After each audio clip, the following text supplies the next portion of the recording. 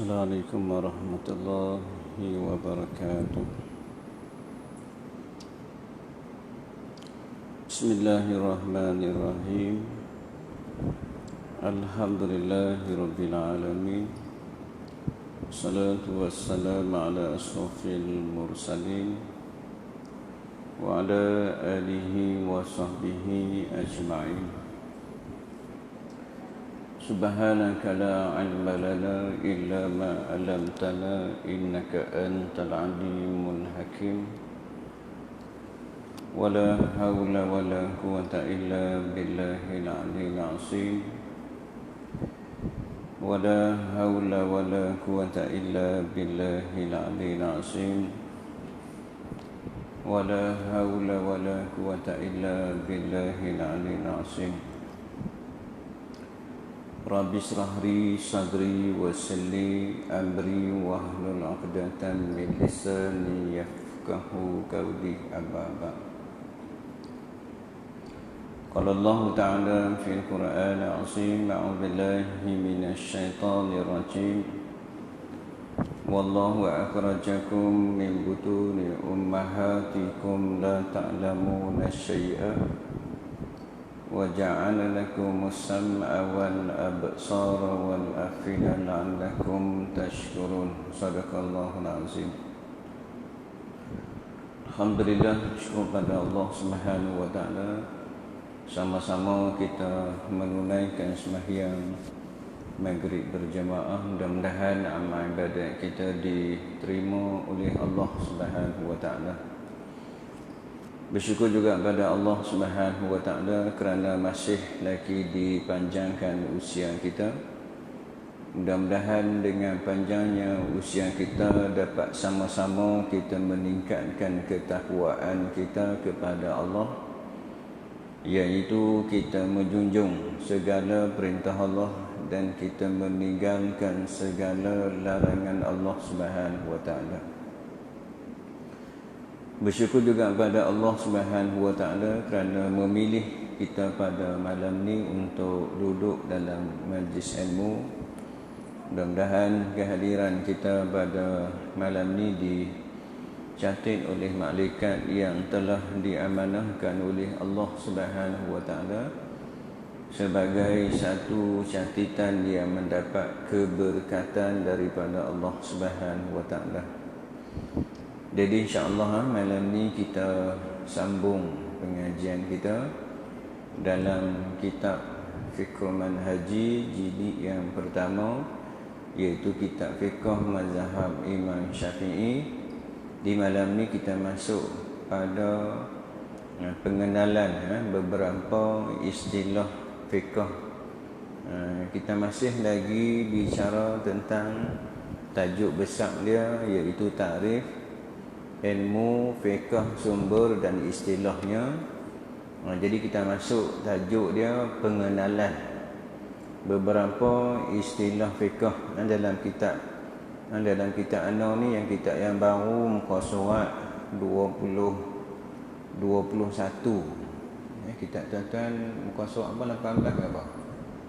Pengenalan beberapa istilah fiqh. Jumpa noh Tuan Haji noh. Baik.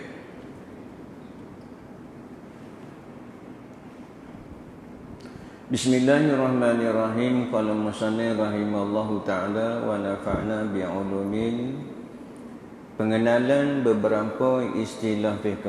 Sebelum kita memulakan bab-bab dan masalah-masalah yang berkait dengannya, maka mestilah diketahui terlebih dahulu beberapa yang berkisar semuanya masalah. Jadi kita nak masuk tentang berkait tentang bab hukum hakam, maka istilah-istilah ni kita kena tahu yang berlegar dalam kehidupan kita. Kalau disebutkan hukum-hukum taklif cuma hak kita sebut sebelum ni yang ada hanya 5 sahaja, tapi yang ni dia sebut sampai 13, tak silap ada 12 dan sampai 13. Cuma yang biasa kita dengar 5 lah, iaitu hukum wajib, hukum sunat, hukum haram, hukum makruh dan juga hukum harus. 5 ni lah selalu yang kita dengar, iaitu hukum yang terkena pada diri mukallaf tu terkena dengan 5 hukum ni. Tapi yang ni dia sebut ada 13 istilah-istilah yang kita akan jumpa, ataupun benda-benda ni kita akan lalu dalam kehidupan kita. Mesti tak dapat tidak kita akan kena istilah-istilah yang kita sebut nanti. Cuma kebiasaan kita duk dengar selalu ada berapa? Ada 5 lah selalu. Kita dengar disebut dalam kuliah ke, kita dengar dalam ceramah ke, dia sebut ada 5 lah. Yang hak khusus apa dia? Wajib. Lepas tu sunat. Lepas tu haram. Lepas tu makruh dan juga harus. Ini hak biasa kita dengar. Cuma hak istilah-istilah yang kita nak sebut nanti ni ada 13 istilah-istilah baik. Yang pertama ialah fardu. Yang pertama ialah fardu. Yang ni pun kita pernah dengar dah, yang ni fardu. Nah, apa dia makna fardu? Ialah apa yang dituntut oleh Allah. Hak fardu ni ialah yang hak dituntut oleh Allah Subhanahu wa taala dengan tuntutan secara putus. Tak ada pilihan dia ni. Kecuali dengan asbab-asbab tertentu. Contohnya orang perempuan kedatangan haid, maka tak boleh dia nak sembahyang, tak boleh dia nak berpuasa. Disebut dengan manik ataupun sebab-sebab. Nanti kita akan jumpa yang dinamakan manik. Apa manik? Benda yang terhalang, tak boleh nak buat. Kalau buat pun hukumnya dosa, kalau buat hukumnya haram. Sebagai contoh, kita dalam keadaan hadas, sama ada hadas kecil ataupun hadas besar, kita mai sembahyang. Hakikatnya sembahyang tu benda yang fardu. Kita mai sembahyang dalam keadaan kita tak bersuci, hukumnya berdosa, hukumnya haram. Nampak ibadat, nampak kita buat perintah Allah Subhanahu wa taala, tetapi dalam masa yang kita buat, kita tidak ketahui bahawa kita ni berada dalam keadaan hadas. Disebut dengan manik ataupun benda yang terhalang. Manik ni bahagi banyaklah. Contohnya terhalang daripada mendapat harta pusaka. Sebagai contoh, membunuh waris. Anak dia bunuh pak, anak dia bunuh mak, maka harta ayah, harta mak tak dapat. Kerana apa? Terhalang, manik terhalang. Ataupun murtad, keluar daripada agama Islam, dia juga maksudnya terhalang. Nanti dia akan sebut nanti ni, yang sebut benda yang terhalang daripada kita buat. Tetapi hak kebiasaan kita dengar ialah fardu, ialah tuntutan, kewajipan yang Allah Subhanahu wa taala kenakan pada mukallaf, sama ada lelaki ataupun perempuan. Dan tuntutan ini ialah tuntutan yang putus. Putus, nak buat pun kena buat, tak mau buat pun kita kena buat. Sebagai contoh, kita duk sebut selalu sembahyang ni, kita orang lelaki ada pilihan dah? Tak ada pilihan dah. Cuma kalau dalam keadaan tertentu ada rusah ataupun dalam keadaan ada benda-benda yang halang daripada sembahyang, contohnya tak mampu kita nak berdiri, maka sembahyang duduk. Sembahyang tetap kena sembahyang, cuma berbeza dari segi perbuatan-perbuatan yang kita buat. Ada hukum-hukum yang apabila kita mai keadaan tertentu, maka sembahyang dalam keadaan duduk, sembahyang dalam keadaan lambung kanan, sembahyang dalam keadaan lambung kiri, sembahyang dalam keadaan melentang, sembahyang dalam keadaan bahasa isyarat, sembahyang dalam keadaan hati. Dia ada kadang-kadang tertentu disebut dengan tak mampu. Tak mampu. Tetapi kalau kebiasaannya, tuntutan tu adalah tuntutan yang putus daripada siapa? Tuntutan yang putus daripada Allah Subhanahu wa taala. Nak buat pun kita kena buat, tak mau buat pun kita kena buat. Tak ada pilihan dah kita, contohnya sembahyang. Kecuali kita duk sebut selalu kalau tak mau buat boleh, tak mau sembahyang boleh, tak mau tutup aurat boleh, tak mau puasa boleh, tak mau buat perintah Allah Rasul boleh, dengan syarat kata Ibrahim bin Idham keluar daripada bumi Allah Subhanahu wa taala. Pi duduk bumi kamu sendiri. Ada agak-agak ada tak bumi kita? Mana ada lah bumi kita.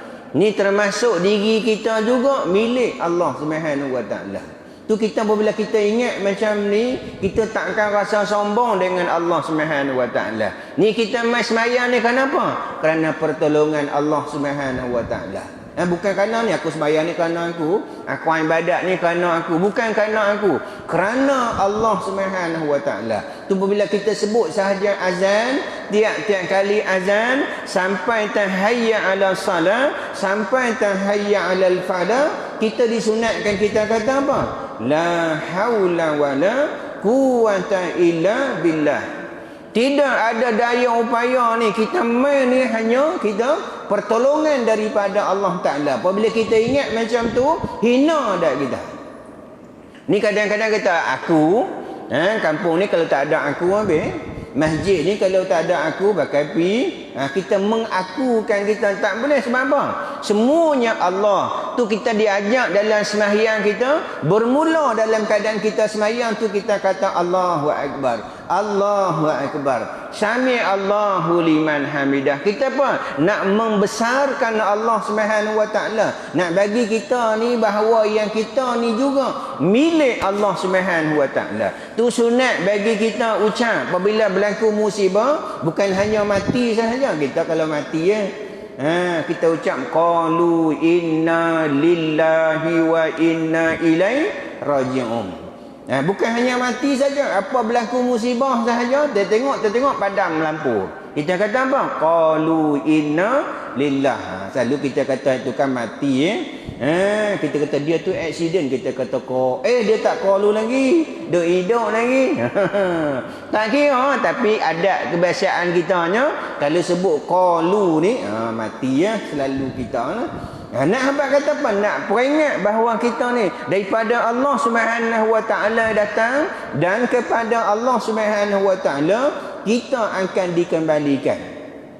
Tu hak benda yang fardu, tak ada pilihan dah. Tuntutan yang apa disebut ni, yang putus, yang itu jazim, putus daripada Allah Subhanahu wa taala. Cuma tak mampu sembahyang diri, sembahyang duduk. Boleh sembahyang duduk. Kalau tak mampu, cuma nanti kita akan jumpa besok ni, mampu tak mampu ni siapa yang tahu? Kita yang tahu. Orang mana tahu kita mampu tak mampu? Jangan kita tipu dengan Allah Subhanahu wa taala. Jangan kita dusta dengan Allah Subhanahu wa taala. Dengan manusia kita boleh berpura-pura, dengan Allah boleh tipu tak boleh tipu. Ni kadang-kadang tengok dia usung kerusi boleh, mai pada rumah hayya mai duduk terus. Diri dulu bagi yang berkuasa. Tapi kalau dia tak mampu sungguh, duduk pun tak apa. Berbeza dengan sembahyang sunat tak apa tuan-tuan. Sembahyang sunat tak apa, nak sembahyang duduk pun boleh. Sihat walafiat ni, angkat simen 50 kilo, angkat simen belah ni 50 kilo, mai sembahyang tarawih duduk boleh boleh, tapi pahala separuh daripada sembahyang orang diri. Tak sama lah. Nak tidur apa boleh, cuma kalau dia nak tidur tu suruh dia buat mai bantai, buat bantai dekat tidur tu nak sembahyang pun kira dengan Allah SWT. Contoh, kita buat contoh. Baik. Pelaku diberi pahala dan dikenakan azab bagi yang meninggalkan. Kita buat ni benda-benda yang fardu digajarkan dengan pahala daripada Allah SWT.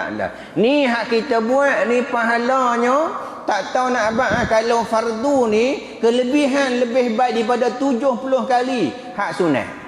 Ni 70 kali hak sunat, baru satu fardu kita buat ni. Yang sunat pun tak sangka dah. Yang Nabi sebut dalam hadisnya 2 rakaat sebelum subuh lebih baik daripada dunia dan isi tu hak sunat tuan-tuan. Hak fardu Hak fardu ni tak tahu nak abang. Macam mana kita sebut kisah dulu ni, ketika mana Allah Subhanahu wa taala ciptakan malaikat Jibril alaihissalam. Setelah Allah ciptanya, malaikat Jibril tanya kepada Allah Subhanahu wa taala, "Ya Allah, ya Tuhanku, adakah aku ini makhluk yang terbaik?" Allah berfirman dekat malaikat Jibril, "Kamu adalah makhluk yang terbaik." Dia sujud kepada Allah Subhanahu wa taala 200 tahun sujud kepada Allah. Wallahu a'lam, 200 tahun tu macam mana? Wallahu a'lam. Dia sujud pada Allah kerana berterima kasih dia dengan Allah Subhanahu wa taala. Dia sujud pada Allah Subhanahu wa taala 200 tahun sujud kepada Allah Subhanahu wa taala. Lepas dia sujud pada Allah Subhanahu wa taala, Allah berfirman kepada malaikat Jibril, "Nanti hamba-Ku sujud kepadaku hanya 2 kali sujud sahaja. Lebih baik daripada kamu sujud kepadaku 200 tahun."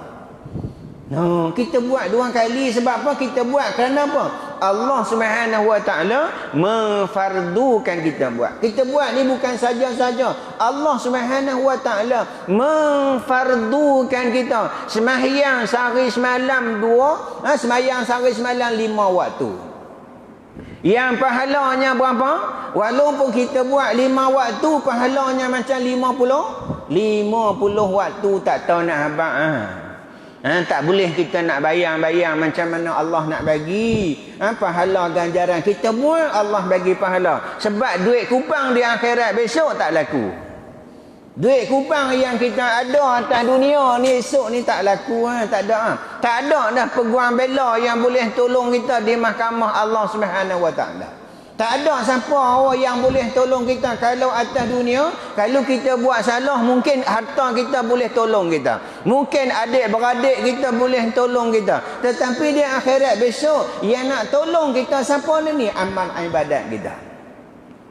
Amal ibadat yang kita buat ni, di mana Allah Subhanahu wa taala sebut dalam Al-Quran, yang bermaksud Allah Subhanahu wa taala berjanji kepada orang yang beriman dan beramal soleh, bagi mereka keampunan dan ganjaran yang besar yang Allah Subhanahu wa taala nak bagi kita di akhirat esok. Yang mata tak pernah tengok, yang hati tak pernah lintas. Macam mana? Wallahu a'lam. Wallahu a'lam. Allah nak bagi ni tak dapat kita nak bayang. Yang mana kita sebut dulu ni, yang keluar akhir sekali dalam neraka pun Allah kurniakan apa yang hak dia ingin atas dunia. Ketika mana Allah Subhanahu wa taala keluarkan seorang hamba yang keluar terakhir di neraka sebab dalam hatinya ada iman, ketika dia minta pada Allah Subhanahu wa taala masuk ke dalam syurga, tak ada tempat dah untuknya. Tak ada dah. Sebab kita esok masuk syurga, kita ni ada nama-nama kita, tuan-tuan. Esok ni hak tu Imam asing, hak tu Bilal asing. Tak sama kita esok ni. Masing-masing syurga. Luas syurga tu wallahu a'lam. Ketika mana penghuni neraka yang keluar terakhir dia masuk syurga, dia tengok dalam syurga tak ada tempat dah untuk dia. Maka dia keluar kepada syurga, dia beritahu pada Allah, "Ya Allah, ya Tuhanku, tidak ada tempat dah untuk dia." Maka Allah kurniakan dia apa yang dia ingin atas dunia. Kalau atas dunia dia teringin banglo, maka Allah kurniakan dia banglo yang luasnya 10 kali dunia. Boleh bayang tak agak-agak? Tara Alma Jaya pun tak sangga dah ni, luas dah ni. Kalau Allah bagi Alma Jaya luas, Alma Jaya pun tu Haji no, luas dah. Ni apa yang kita ingin atas dunia. Lu kalau ingin istana, luas istana tu 10 kali dunia. Luas mana tu Haji agak-agak? Tak boleh nak bayang. Wallahu alam. Kita pun tak tahu. Cuma allazina yu'minuna bi ghaib, iaitu orang yang beriman dengan perkara gaib. Kita beriman sahaja.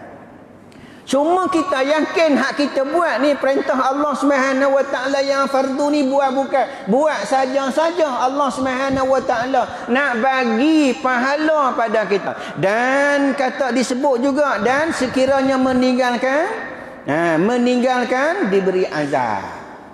Ingat, buat Allah bagi pahala, pahalanya tempatnya syurga.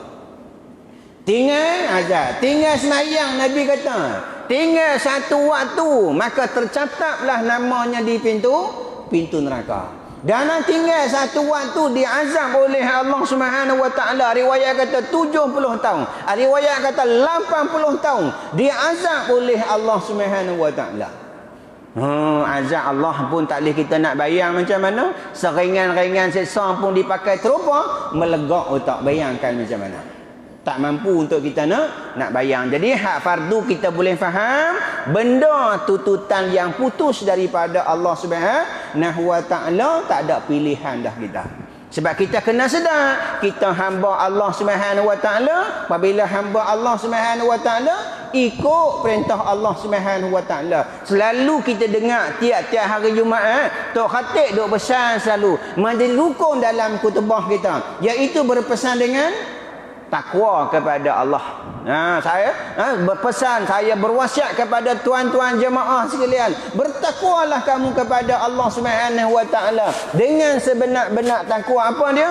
Junjung perintah Allah Subhanahu wa taala. Bukan hanya junjung perintah Allah Subhanahu wa taala, tinggal larangan dia.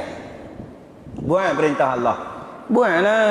Cuma kita sembahyang ni cuma kita ingat macam nilah. Allah nak kita sembahyang ni bagi mengingati Allah. Kita buat ni Allah nak kita ingat pada Allah.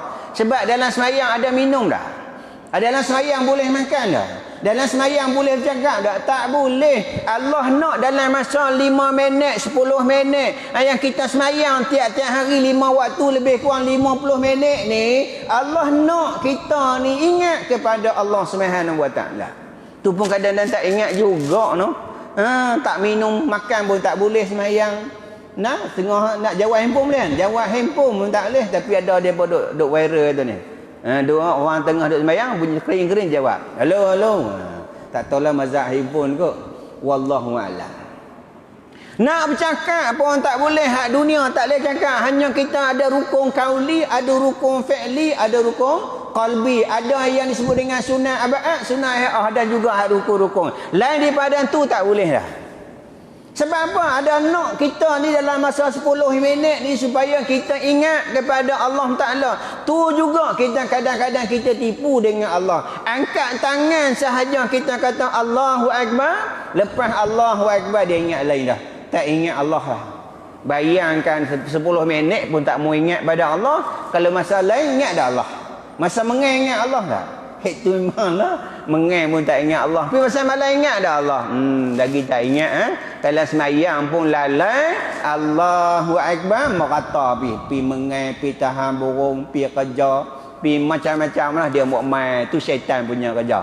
Lagi besar kita, lagi besar dia hatak. Tu dalam semayang pun kadang-kadang kita kalah tuan-tuan. Bayangkan jika dekat-dekat nak mati, takut-takut kita kalah juga tuan-tuan. Kita duk sebut Allahu Akbar, Allahu Akbar pun kadang-kadang kita dilalaikan oleh iblis ni. Dia bawa kita. Kadang-kadang tu imam bagi salam. Assalamualaikum warahmatullahi. Assalamualaikum warahmatullahi. Baru tengok, aku semayang rupanya. Merata pi kita ingat. Tu syaitan punya kerja. Selagi mana kita hidup, selagi tu dia akan kacau kita. Selagi mana kita duk buat agama Allah, selagi itulah dia kacau. Orang yang minum arak dia tak kacau, tu kawan dia dah. Tu sahabat dia dah. Dia tak kacau, tu geng dia dah. Ni dia kacau hak kita ni tuan-tuan. Yang hak duk buat perintah Allah, hak semayang dia kacau dalam semayang. Hak baca Quran dia kacau dalam baca Quran. Kita duk baca Quran dia main bisik. Dalam masjid ni aku seorang baca Quran, yang ni bakal duk sembang belaka. Semua jahil belaka, aku seorang pandai pun. Dia main kot tu pula. Kita jadi tok imam, dia cara tok imam pula. Lagi aku nak pergi mayang, aku nak baca Qul huwallahu inna a'taina dah. Bukan ramai pun orang tu hari-hari. Aku nak baca Qul huwallahu. Bukan sini lah cerita di Afrika ni. Niat di rumah tu nak baca Qul huwallahu inna a'taina. Sebab apa? Hari-hari kan tu Tok Bilal pun yang tu, hak mai pun orang tu, hak lain tak mai juga. Mai nak sembahyang, tengok-tengok berhenti 3 biji bah. Syaitan kata takkan Qul huwallahu kau tu imam no 3 biji bah berhenti. Hari ni Al-Baqarah lah sekali tu imam. Kita pun Al-Baqarah. Ya ayyuhallazina walladzina kafaru sawa'u. Kita pun Baqarah. Klik mata. Syaitan kata hari ni aku berjaya lah. Tu syaitan kerja dia. Dia akan kacau kita. Baik. Sambung. Contohnya ibadat puasa. Puasa fardu, sembahyang fardu, zakat fardu. Hak benar fardu. Dia buat contoh di sini ialah puasa seperti mana firman Allah Subhanahu wa taala dalam surah Al-Baqarah ayat 183. A'udzubillahi minasyaitonirrajim. Kutiba alaikumusiyam, difardukan ke atas kamu berpuasa. Tu puasa tu fardu. Fardu ke atas kita. Cuma ada keringanan. Contoh nanti kita akan jumpa esok ni pada bab yang lain. Dia ceritalah contohnya orang yang tidak ada harapan sembuh, dia tak perlu puasa, ganti dengan bayar fidyah, boleh ganti. Ataupun dia menyusukan, dia boleh ganti pada bulan-bulan lain, bulan Ramadan, ataupun kedatangan haid, ganti pada bulan-bulan lain. Sebelah bulan tu dia gantilah. Nanti kita akan bicara nanti. Itu kita nak beritahu tentang fardu saja. Baik. Oleh itu, apabila kita berpuasa, kita akan diberi balasan syurga. Dan sekiranya tidak berpuasa, maka akan dikenakan azab dalam neraka. Kita buat yang hak fardu, Allah Subhanahu wa taala masukkan kita ke dalam syurga. Siapa yang tinggal perintah Allah Subhanahu wa taala yang fardu, tinggal saja tinggal, maka tempatnya adalah neraka. Maka kita pilihlah. Dalil juga kita sebut sebelum ni yang bermaksud Allah kata hukum-hukum adalah ketentuan daripada Allah. Siapa yang taat kepada hukum Allah, siapa yang taat kepada hukum Rasulnya, nescaya kami masukkan mereka ke dalam syurga yang mengalir di bawahnya beberapa sungai. Kekal di dalamnya, mereka mendapat kemenangan yang besar. Tapi ingat kata Allah, orang yang ingkar kepada perintah Allah, orang yang ingkar kepada perintah Rasulnya, menghalangi ketentuannya, nescaya kata Allah kami masukkan mereka ke dalam neraka. Kekal di dalamnya, mereka mendapat azab yang sangat pedih. Ni Allah beritahu kita siap-siap atas dunia. Buat Allah masuk syurga. Yang syurga tu seronok. Allah kata kami masukkan dalam syurga yang mengalir di bawahnya beberapa sungai. Ada sungai susu, ada sungai arak, ada sungai madu. Seronok. Maka atas dunia buat perintah Allah Subhanahu wa taala. Baik, habis yang tu. Yang kedua wajib. Yang kedua wajib. Di sini mazhab Imam Syafi'i, wajib dan fardu sama saja. Wajib dan fardu sama sahaja. Kedua-duanya sama kecuali tak sama berkait tentang bab ibadat haji. Dia ada rukun haji, dia ada wajib haji. Beza tentu. Yang lain hak fardu pun yang tulah, hak wajib pun yang tulah, sama. Cuma yang bezanya tentang ibadat haji, dia ada rukun haji, dia ada wajib haji. Hak rukun haji kalau tinggal batal haji. Kalau hak wajib haji tinggal dengan dia kena bayar fidyah, iaitu menyembelih seekor binatang. InsyaAllah yang ni mungkin tuan-tuan belajar kot dalam bab lain lah. Kalau dalam kitab Fikruman Haji ni jilid yang kedua. Jadi saya tak baca lah tuan-tuan. Mungkin Ustaz lain yang dah baca lah. Kalau nak baca pun 6-7 tahun akan datang lah kot. Mungkin tak baca lah kot. Cari Ustaz lain lah. Bab haji, bab zakat ni bagi Ustaz lain mengajak. Bab apa masa lain ada lagi kita. Mungkin masa tak penuh masa maghrib, kita pilih kuliah subuh, penuh subuh. Pergi kuliah apa pula? Duha pula boleh. Mau dengan tak mau sahaja. Mau dengan tak mau. Mungkin ada lah kot bab zakat, bab haji. Ada pun ada kursus-kursus haji ni. Pakat-pakat mai. Sebab apa? Ia juga termasuk dalam tuntutan fardu juga. Baik. Wajib dalam masalah haji ialah perkara yang apabila ditinggalkan tidak membuat pada luput dan batalnya ibadat haji. Itu kalau tinggal hak wajib haji tak batal haji. Tak batal. Contohnya dia buat contoh di sini, melontar anak-anak batu ketiga-tiga jamrah, berihram di miqat dan lain-lainnya lagi daripada perkara wajib haji. Oleh itu apabila seorang menunaikan haji meninggal perkara yang wajib dalam ibadat haji, hajinya tetap sah tetapi dia anggap sebagai orang yang berlaku tidak elok dan ibadat hajinya, dan wajib dia membayar fidyah dengan menjebelih binatang ternakan, itu saja. Tapi kalau hak rukun batal haji dia. Tapi kalau hak wajib haji, dia kena ganti dengan menyembelih binatang ternakan. Tapi hak hukum lain, yang lain tu sama saja. Hak fardu haji pun yang itulah, yang wajib haji pun yang itulah bagi kita Imam Syafi'i. Baik. Manakala fardu dalam ibadat haji adalah perkara yang apabila tinggalkan akan menyebabkan luput dan tidak sah. Sah ibadat sebut, contohnya berukuf di padang Arafah, tawaf wajib dan lainnya. Fardu apabila seorang meninggalkan ketika menunaikan haji, maka hajinya batal dan tidak sahlah. Dia buat contoh ini. Baik. Habis yang tu. Yang ketiga ialah fardu ain. Fardu ain iaitu wajib pada tiap-tiap orang. Fardu ain ni wajib pada tiap-tiap orang. Tututan yang wajib ke atas setiap individu. Kalau dia tak buat yang ni, maka dia berdosa. Dia berdosa. Sebagai contoh, dia yang tak sebut dalam ni, contohnya mengaji. Yang hak fardu ain ni, iaitu ilmu tauhid, ilmu fiqh, ilmu tasawuf ni, termasuk dalam hak fardu ain. Kalau dia tak mengaji, dia duduk dalam keadaan apa? Fasik. Dia duduk dalam keadaan dosa, duduk dalam keadaan murka Allah Subhanahu wa taala. Sebagai contoh, Nabi sebut talibul ilmi faridatun ala kullil muslimin wal muslimat. Menuntut ilmu tu adalah wajib kepada orang Islam lelaki dan juga orang Islam perempuan. Ini wajib. Cuma hak keadaan kita main mengaji ni, ada kalanya hak fardu ain, ada kalanya sunat. Sebagai contoh ni, hak kita mengaji bab semayang ni, mengaji bab bersuci ni, mengaji bab taharah ni, kalau tuan-tuan tahu dah, main mengaji malam ni sunat tuan-tuan.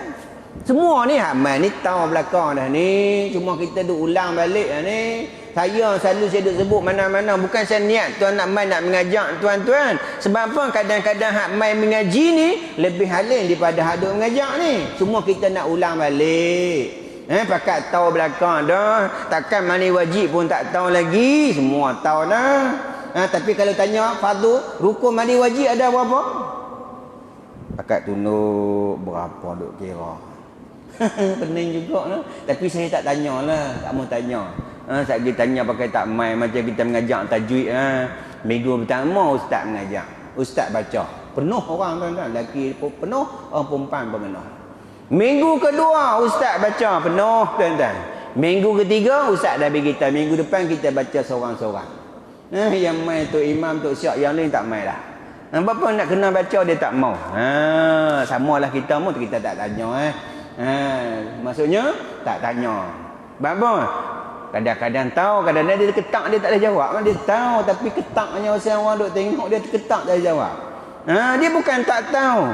Macam kita tahu imam kita angkat nikah, orang-orang angkat nikah. Orang suruh lafaz niat mandi wajib, dia duk usalli fardu, usalli sunnatan. Usalli mana ada mandi wajib? Mandi wajib nawaitu.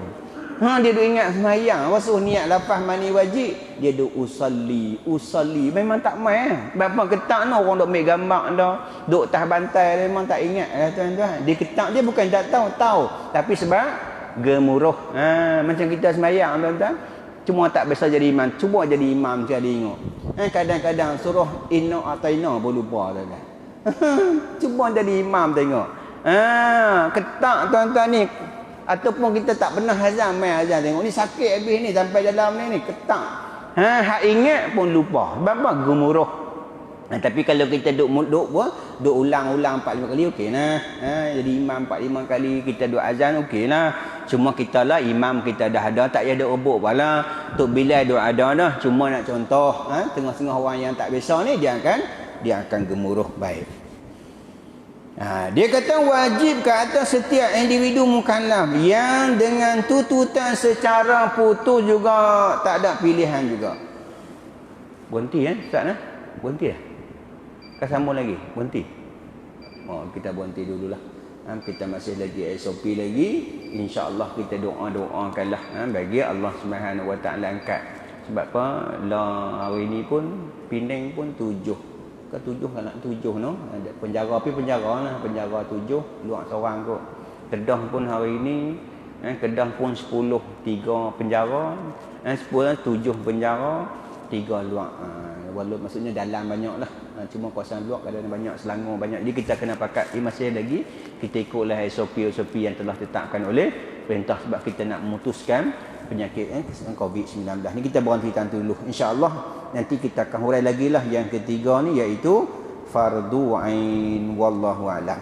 Di marilah sama-sama kita tangguh kuliah kita pada malam ni dengan tasbih kifarah dan surah subhanakallah wa bihamdika asyhadu an la ilaha illa anta wa astaghfiruka wa atubu ilaik. Bismillahirrahmanirrahim.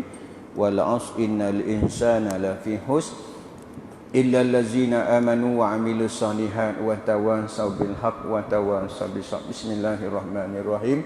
Alhamdulillahirabbil alamin wassalatu wassalamu ala asyrafil mursalin wa ala alihi wa sahbihi ajma'in. Allahumma faqihnahu fid din wa 'allimna ta'wil wahdina ila siratikal mustaqim. Allahumma aghina bil ilmi wa zayyina bil hilmi wa akrimna bit taqwa jamilna bil afiyah. Rabbana atina fid dunya hasanah wa fil akhirati hasanatan wa qina azabannar. Wa sallallahu ala sayyidina Muhammadin khatimil anbiya mursalin wa ala alihi wa sahbihi ajma'in. Subhana rabbika rabbil izzati amma yasifun wa salamun salim walhamdulillahi rabbil alamin. Sekian billahi taufiq wal hidayah. Assalamualaikum warahmatullahi wabarakatuh.